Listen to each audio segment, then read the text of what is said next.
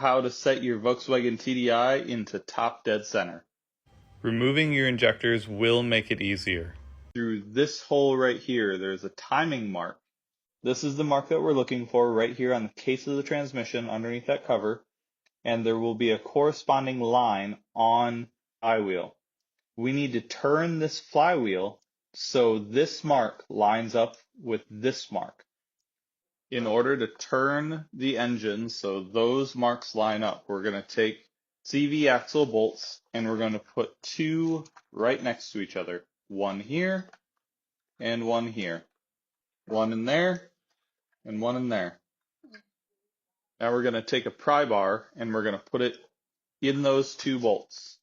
So when the axle turns, it locks itself. Now you can let go. See how it locks itself? Yeah. The transmission and gear. And then we're going to spin the engine via the flanges here. That's going to go through the transmission. And since we have the injectors out, there's no compression in the motor. And that's going to make it easier to turn the engine so these timing marks can line up.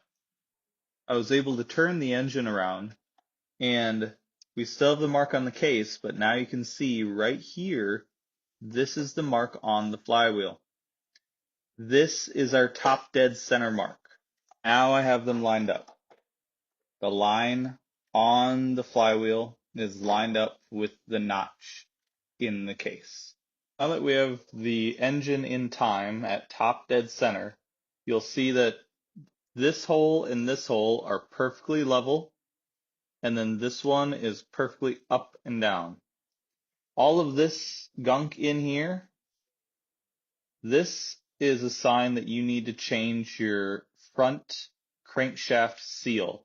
This indent here on your crank lock will go right there. I cleaned it so you could see this little mark right there.